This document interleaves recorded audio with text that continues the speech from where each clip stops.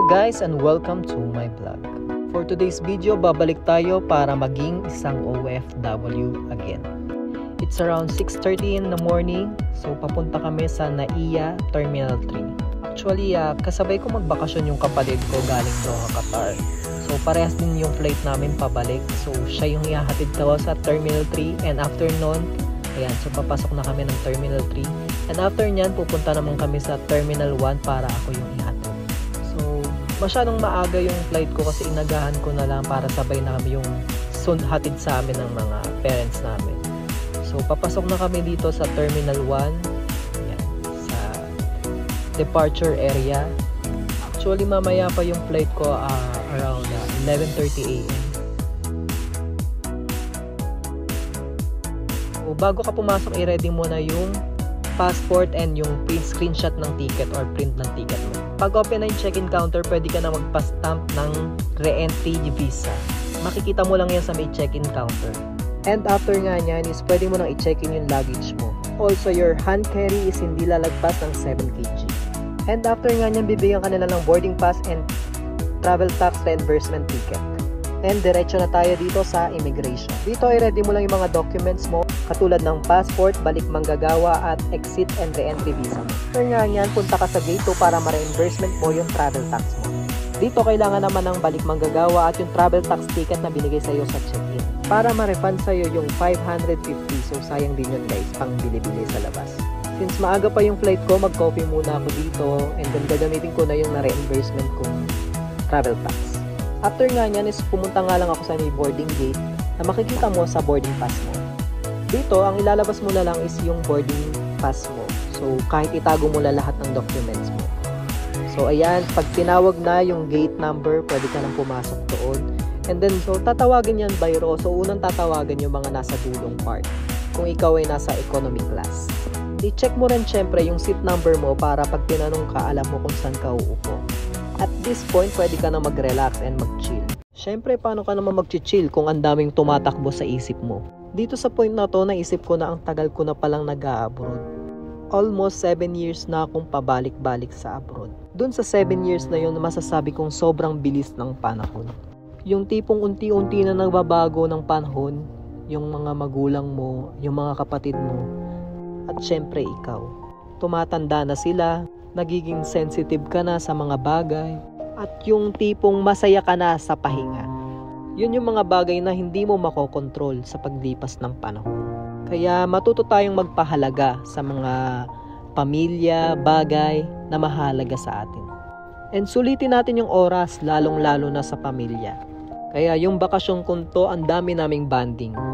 So, tama na yung drama guys. Balik na tayo dito sa pag-flight. 11:30 yung flight ko pero late na kami nag-take off. So nag-take off kami dito ng 12 o'clock. So nasa window side ako guys kasi nag-check-in ako 24 hours bago yung flight. Online checking yung ginawa ko. Much better ganun yung gawin nyo para makapamili kayo ng upuan. Pag Philippine Airlines yung sasakyan nyo, para sa akin mas comfortable yung dalawang seat. Kasi pag tatluhan medyo nakaka-istorbo pag tatayo yung katabi mo and masyadong masikip. So tuwing nag-check-in ako, pinipili ko talaga yung dalawa kahit nasa bandang likod ka, at least comfortable ka for long time of travel. Dahil maswerte ako for today, wala akong katabi, so solo ko yung row ko, wala akong katabing kahit sino. And syempre sinulit ko na, so nahuhiga din ako doon. So wala namang pipigil sa'yo kasi wala ka namang katabi. Ito yung view ng Manila, and grabe mamimiss ko na naman to. So after 6 months or 1 year na naman ako makakauwi.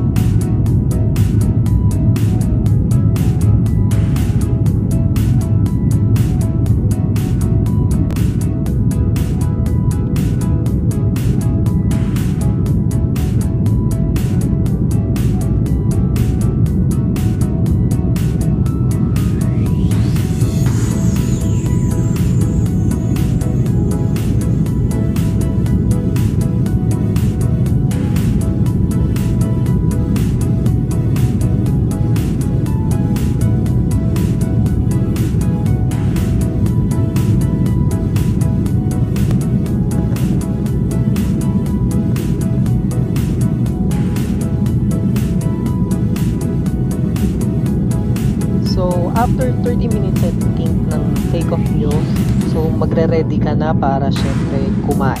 Ayan, so, and syempre since naka-economy tayo, ito yung pagkain natin.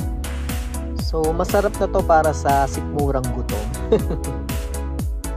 So, ang pinili ko nga pala is beef curry. So, saklit ko lang siya kinain and busog na kaagad ako. After nga niya, nagpunta kaagad ako ng CR, syempre para makapagpahinga na after.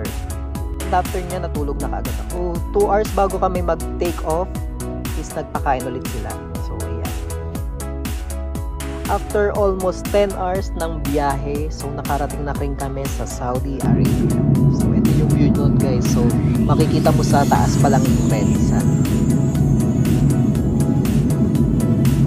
First time kong makarating dito, sobrang na-amaze ako sa view ng Saudi Arabia kasi ibang-iba yung nakikita mo sa Pilipinas. Dito makikita mo is puro lupa, puro buhangin. Makikita mo na pulang-pula talaga yung kulay. Wala kang masyadong makikitang greens kasi wala namang masyadong puno dito.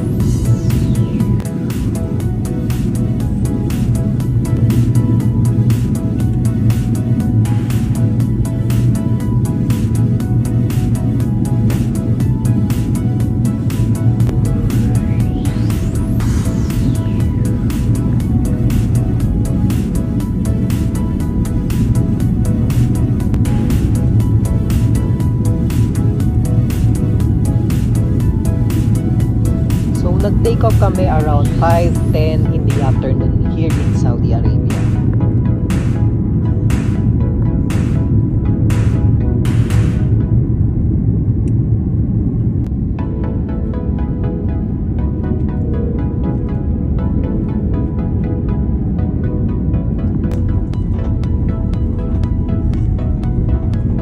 Securely fastened until the seatbelt sign is switched off.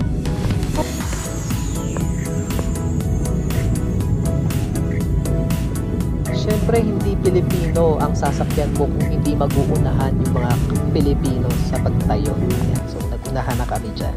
And guys, kung OFW na kayo, pumunta na kayo sa e-gates para mas mabilis. I-scan nyo lang yung passport nyo and then yung boarding pass. At this point, nakuha ko na yung luggage ko guys. And hindi rin ako nag-declare, so hindi na ako mag-i-stop sa may declaration ng counter. And nakalabas na nga ako ng airport at pauwi na ako ng bahay.